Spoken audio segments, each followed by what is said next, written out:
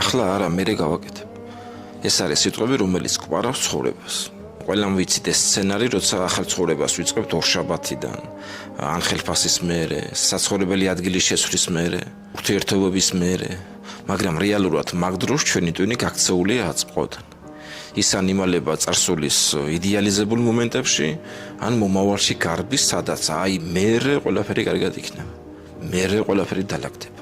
ჩვენი ფსიქიკა ამას არ აკეთებს შემთხვევით. ის სტრესი, შფოთვა და გადატვირთვა ქმნის ილუზიას, თითქოს ბედნიერება სადღაც იქ არის. სადღაც წინ არის. შენ სიხარულს მუდმივად გადადებ მომავალში, რადგან მიჩვეული ხარ ცხოვრებას, არა აქ და ახლა, არამედ მოლოდინში. მაგრამ თითოეული მერე გავაკეთებ გვარავს ზუსტად იმ ძვირფას ცხოვრებას. გონია კიდეს რომ ოცნებებს დროებით ვდებთ გვერდზე, მაგრამ სინამდვილეში ვკარგავთ შეგრძნების უნარს. პასუხისმგებლობისგან მუდმივი გაქცევა კი იწვევს ემოციურ გადაწვეს, мотиваციის დაკარგვას და თვითიდენტობის კრიზისს. თუ შენი მე მხოლოდ წარსული მიღწევები ან მომავალი გეგმები, მაშინ ვინ ხარ ახლა? ახლა არა მერე. ეს არის მახე, რომელშიც უმრავლესობა ვებმებით. სიმართლე ისაა, რომ ცხოვრება არ ხდება სადღაც იქ. ის უკვე მიდის. კითხვა კი მარტივია.